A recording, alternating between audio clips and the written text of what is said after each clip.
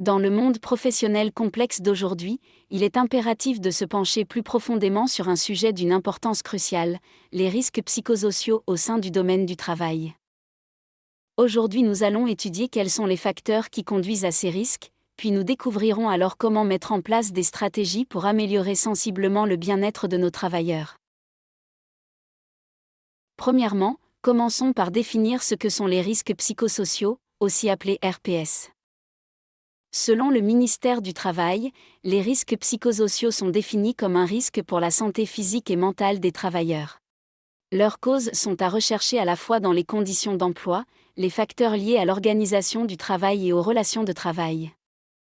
Ces risques, subtils dans leur émergence, peuvent donc découler de multiples sources, et il est impératif de les comprendre pour mieux les anticiper et les contrer. Maintenant, penchons-nous plus en détail sur les facteurs qui peuvent contribuer à l'émergence des risques psychosociaux. Parmi ces éléments, on retrouve d'abord le stress au travail.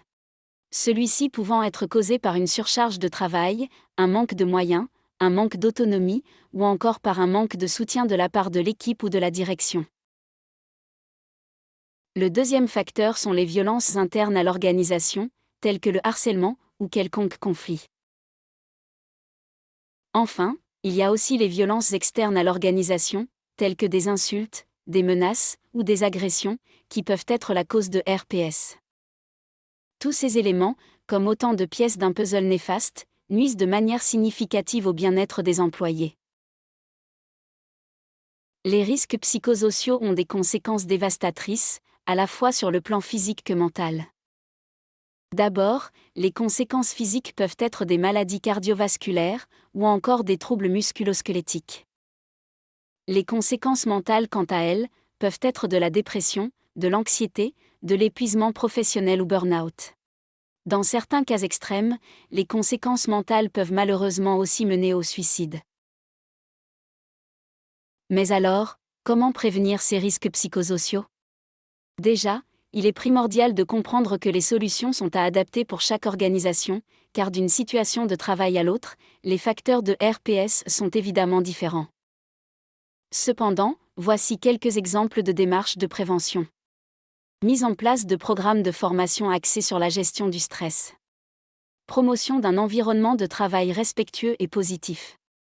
Encouragement à une communication interne plus transparente, efficace et constructive entre les équipes. Adapter le travail demandé aux capacités et aux ressources des salariés. Définir explicitement les rôles et les responsabilités de chaque employé.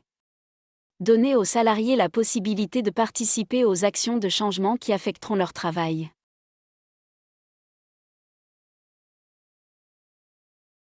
Pour les employés déjà touchés par ces risques psychosociaux, il est impératif d'aller encore plus loin en élaborant des stratégies curatives. Cela suppose d'offrir un soutien en matière de santé mentale encore plus complet, tels que des séances de counseling, ou l'accès à des professionnels de la santé mentale. Il est également essentiel de mettre en place un processus confidentiel encore plus sécurisé pour signaler les problèmes et garantir que les employés se sentent écoutés, compris, et soutenus dans leur cheminement vers la guérison. En conclusion, il est indéniable que les risques psychosociaux constituent des enjeux de la plus haute importance au sein des organisations. Et nous devons réaliser que nous possédons un pouvoir considérable pour les prévenir et les gérer. En approfondissant notre compréhension des facteurs qui les déterminent et en mettant en place des stratégies préventives et curatives, nous pouvons, sans l'ombre d'un doute, améliorer de manière significative et durable le bien-être de nos travailleurs, renforçant ainsi la santé et la prospérité de nos organisations.